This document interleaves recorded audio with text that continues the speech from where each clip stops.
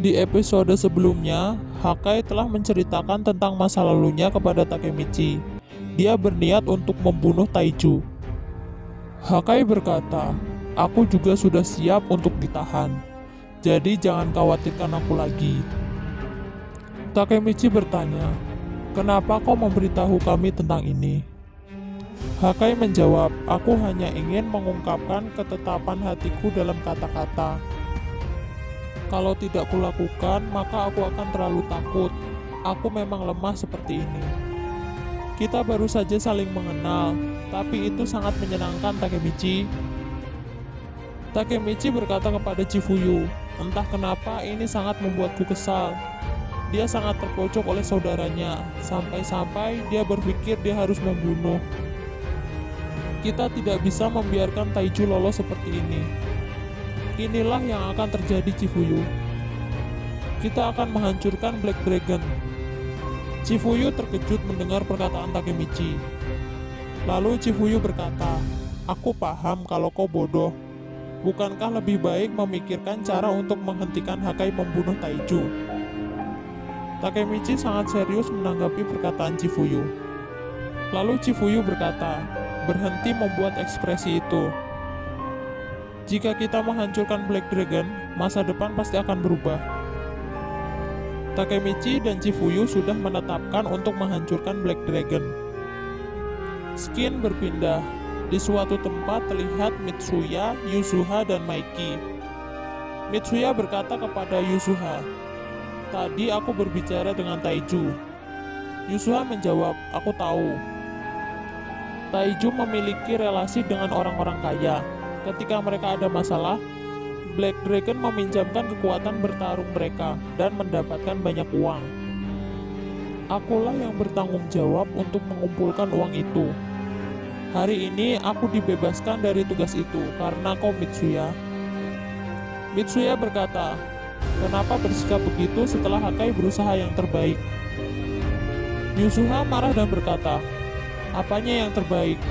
Kau membujuknya untuk melakukan itu, kan?"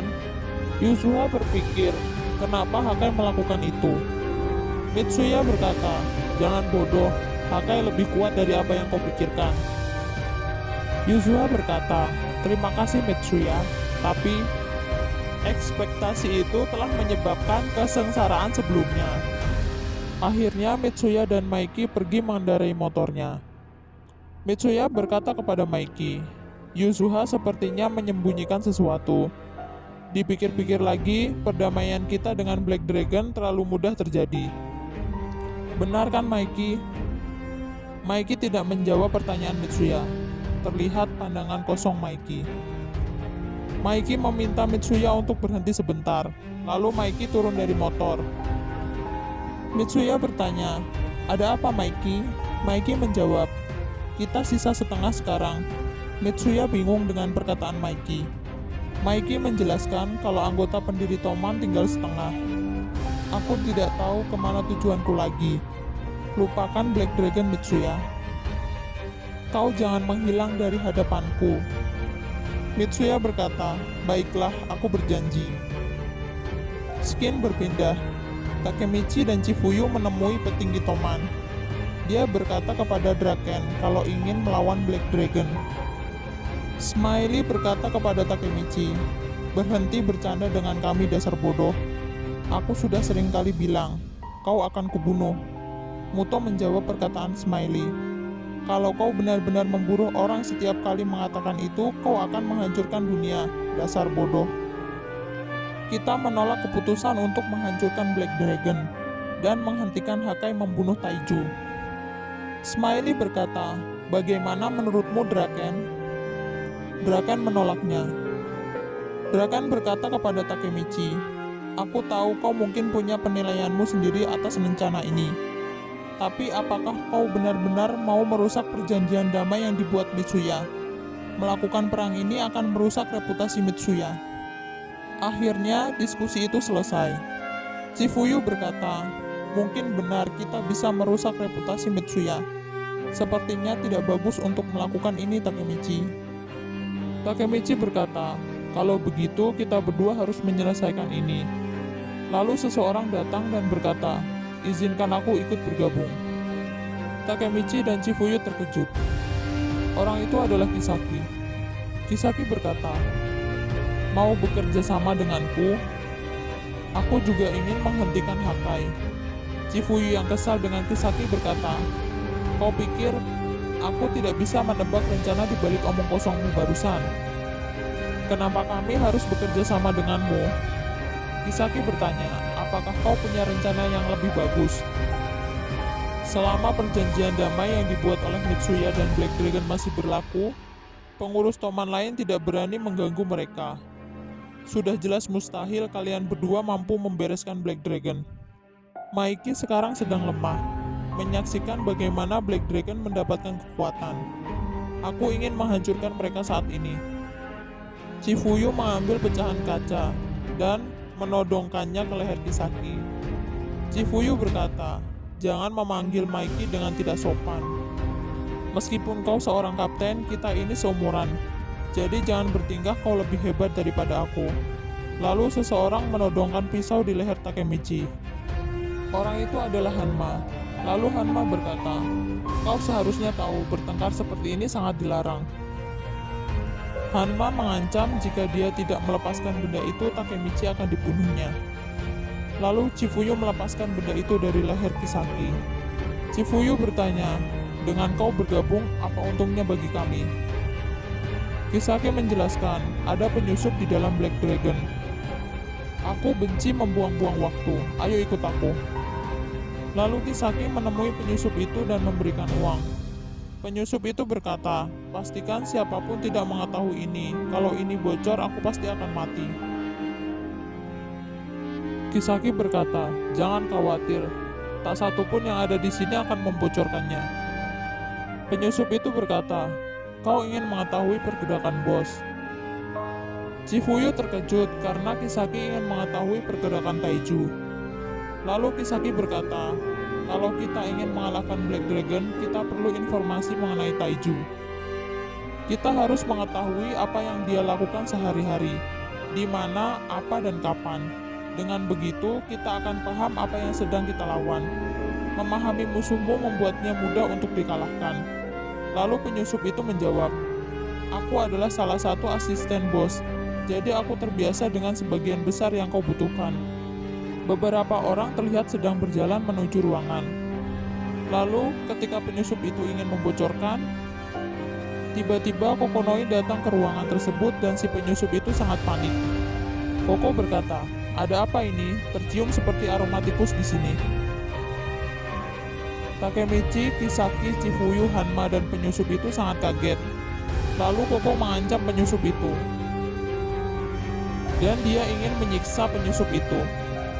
Koko menyuruh anggota Black Dragon untuk membawa penyusup itu. Penyusup itu sangat ketakutan dan memohon untuk tidak disiksa. Koko ingin mengatasi Takemichi, Kisaki, Hanma, dan Chifuyu. Kisaki berkata, "Kami tidak datang untuk berkelahi." Koko melihat uang yang ada di meja, lalu dia meminta uang 100.000. Takemichi bingung dengan perkataan Koko. Koko berkata, "Jika kau memberikan uang 100.000, akan kubocorkan apa yang mau kalian ketahui." Kisaki memberikan uang itu kepada Koko. Lalu Kisaki bertanya, "Aku ingin tahu kapan Taiju menyendiri." Koko menjawab, "Bos tidak pernah sendirian. Dia selalu membawa 5 prajurit bersamanya, kecuali untuk satu hari, hari Natal. Meskipun tampangnya begitu, bos malahan seorang Kristen yang tekun. Setiap hari pada malam Natal dia pergi ke gereja untuk beribadah. Dia selalu sendirian di hari itu. Bos itu kuat, bahkan ketika dia sedang sendirian. Kalian pikir kalian bisa menang?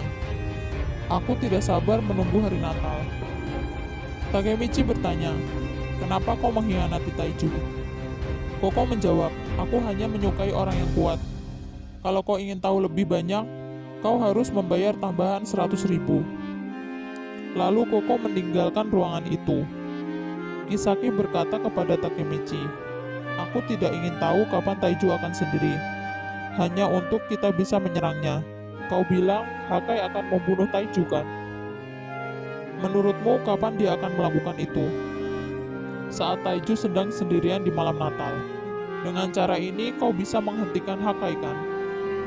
Takemichi bertanya kepada Kisaki, kenapa kau sampai repot-repot begini?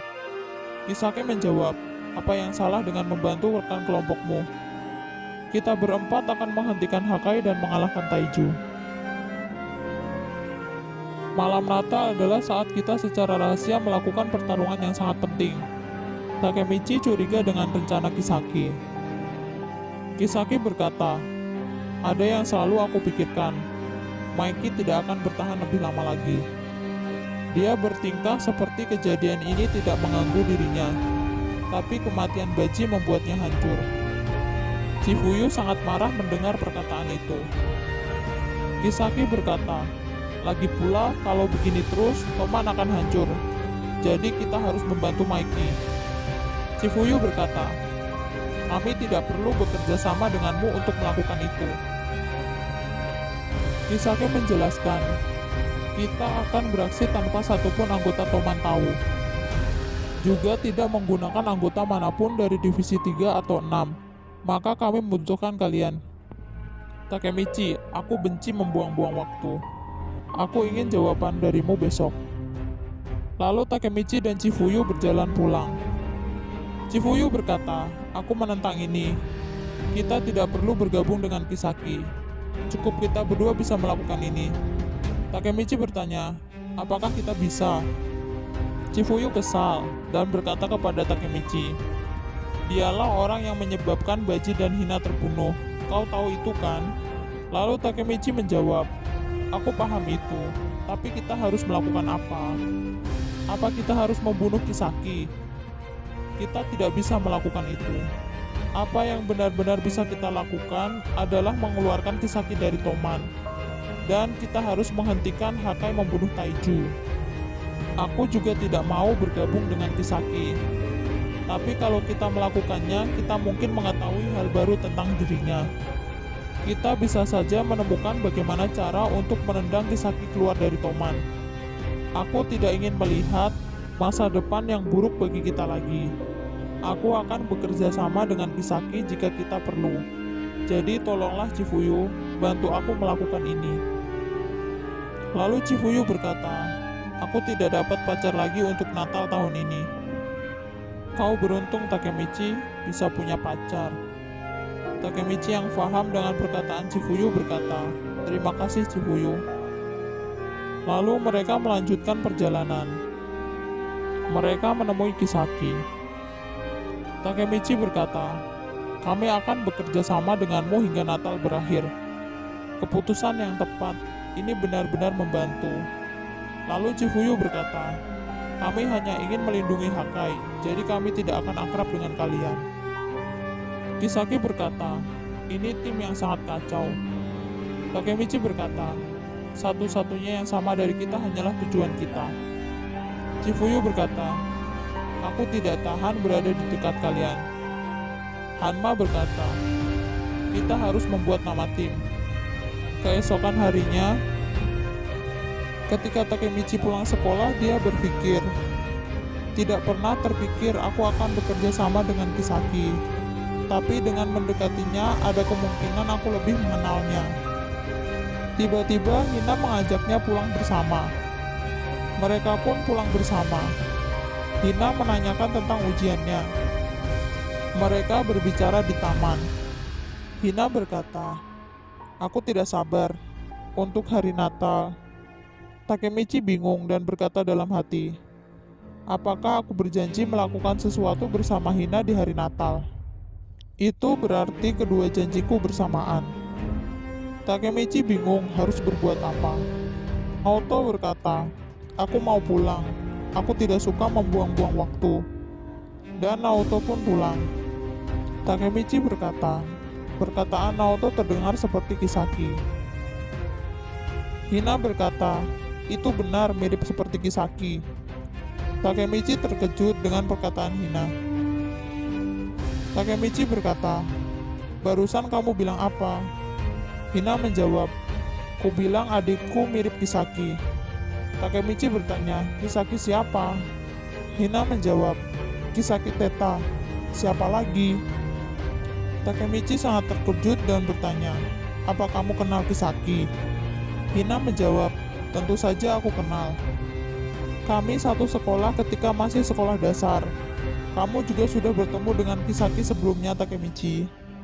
Skin berpindah menceritakan Hina saat di sekolah dasar. Terlihat seseorang yang culun sedang belajar. Orang itu adalah Kisaki. Hina berkata, kau luar biasa, Kisaki. Ternyata Kisaki sangat pintar saat di sekolah dasar. Saat Hina dan temannya sedang berjalan, temannya berkata, bagaimana kau betah berbicara dengannya? Dia sangat menyeramkan. Hina menjawab, memangnya kenapa? Dia anak yang baik. Tapi menurut temannya, anak pintar seperti dia kelihatan tidak berperasaan. Hina berkata, Kisaki Teta adalah anak paling rajin di sekolah dasar. Dan karena kami tinggal di perumahan yang sama, kami sering pulang bersama. Takemichi berkata dalam hati, aku benar-benar tidak tahu. Hina dan Kisaki mengenal satu sama lain. Hina berkata, tapi dia masuk ke sekolah menengah privat, jadi aku tidak tahu kabarnya semenjak saat itu. Takemichi berkata, dia sedang mengurus sebuah geng sekarang. Dia adalah kapten di Toman. Hina berkata, mustahil, itu tidak cocok sama sekali. Tapi kamu dan Kisaki mungkin akan akrab. Dia mungkin saja kurang sopan, tapi jauh di dalam sana dia orang yang baik. Takemichi berkata dalam hati, mustahil Kisaki orang yang baik. Dia adalah manusia yang membunuh Hina. Lalu Takemichi bertanya, katamu aku pernah bertemu Kisaki sebelumnya. Itu kapan? Hina menjawab, kamu tidak ingat. Aku benar-benar mengingatnya. Tapi aku ragu. Aku benar-benar tidak ingin membicarakannya. Takemichi bertanya, apakah ada sesuatu yang terjadi? Lalu Hina bercerita, hari itu Kisaki dan aku untuk pertama kalinya bertemu denganmu. Waktu itu musim panas tahun ke-6 sekolah dasar. Dalam perjalanan pulang sekolah, ada anak yang sedang menyiksa kucing di taman. Aku mencoba menghentikan anak-anak itu. Lalu Kisaki menahanku. Dia berkata, tidak ada gunanya, kamu akan terluka. Tapi aku tetap mencoba menghentikan anak-anak itu. Dan anak-anak itu tidak terima saat aku menghentikannya. Aku sangat ketakutan dan ingin menangis. Lalu ada seorang anak yang berlari menghampiri anak-anak nakal itu. Terlihat Kisaki sedang bersembunyi. Anak yang berlari itu tiba-tiba menendang salah satu anak yang nakal. Anak itu terlihat seperti pahlawan. Dia berkata, pahlawan sudah sampai. Anak itu adalah kau, Takemichi. Anak-anak nakal itu tidak terima dengan tindakanmu. Dan kau mencoba memukul anak-anak nakal itu. Tapi Takemichi dikalahkan oleh anak-anak itu. Aku dan Takemichi menangis. Takemichi berteriak kepadaku, kau menangisi apa? Kau lemah. Kalau kau berpikir sedikit ke depan, kejadian seperti ini tidak akan terjadi. Lalu aku meminta maaf kepadamu. Dan kau pergi meninggalkanku. Takemichi berkata, apakah benar itu aku? Aku sama sekali tidak mengingatnya. Sial, aku lemah sekali. Aku memaksa membantu dan membuat diriku dihajar. Lalu Hina berkata, apa menurutmu begitu? Kau tahu kau akan kalah dan kau tetap datang menyelamatkanku. Itu 100 kali lebih baik dibandingkan kalau kau menang. Hari itu aku mulai jatuh cinta kepadamu. Takemichi sangat terharu mendengar perkataan Hina. Lalu Takemichi berpikir, dulu teman Hina pernah bilang, Hina dari kelas 2 tertarik kepadamu. Ternyata kau mencintaiku sudah selama itu. Hina berkata, jangan lupa hari Natal nanti kita bertemu di Taman Omishita. Takemichi yang sangat senang berlari menuju ke rumah. Dia berpikir, aku harus sesegera mungkin melawan Black Dragon. Hidupku sangat sulit sekarang. Tapi aku seperti berjalan di atas matahari. Tiba-tiba Takemichi berhenti. Dia teringat sesuatu. Saat di Taman Omishita di hari Natal, di sana aku mengakhiri hubungan dengan Hina. Taman yang dibicarakan Hina di masa depan adalah Taman Omishita. Takemichi sangat syok karena di malam Natal dia akan mengakhiri hubungannya dengan Hina. Takemichi yang bingung berkata dalam hati, "Kenapa aku mencampakkan Hina? Itu sangat tidak mungkin. Malam Natal itu minggu depan, mustahil aku ingin memutuskan Hina." Lalu Takemichi berusaha melupakan masalah itu. Seseorang memanggil Takemichi. Takemichi merasa mengenal orang itu. Orang itu mirip dengan Naoto di masa depan. Lalu orang itu memperkenalkan diri. Ternyata dia adalah ayah dari Hina dan Naoto, yang bernama Tachibana Masato. Takemichi sangat terkejut dan berkata, "Maafkan atas ketidaksopananku." Lalu mereka pergi ke sebuah tempat makan. Ayah Hina berkata, "Istriku banyak menceritakan tentangmu. Kau berpacaran dengan putriku." Takemichi terlihat sangat gugup. Ayah Hina berkata, "Tidak perlu gugup seperti itu. Aku sangat sibuk, sulit untuk mencari waktu bermain bersama anak-anakku. Jadi, kudengar hampir semua kabar mereka dari istriku. Khususnya Naoto, dia membenci pekerjaanku, karena aku jarang sekali di rumah. Tapi belakangan ini dia mengatakan, aku ingin menjadi polisi, dan itu karena kau, Takemichi. Aku sangat berterima kasih." Takemichi yang terkejut berkata, "Aku tidak melakukan apapun yang spesial, jadi tolong tidak perlu membungkuk." Ayah Hina berkata, "Aku lega karena kau sebaik yang diceritakan istriku. Aku punya permintaan kepadamu. Maukah kau mendengarkanku?" Lalu Skin berpindah di rumah Hina. Hina baru saja sampai di rumah. Dia melihat ibunya yang sedang memasak. Hina bertanya, "Apakah ibu masih mencintai ayah?" Ibu Hina terkejut dengan pertanyaannya. Lalu ibu Hina bertanya, "Apa yang membuatmu bertanya seperti itu?" Hina menjawab, "Aku penasaran saja." Ibu Hina pun menjawab, "Aku sangat mencintainya."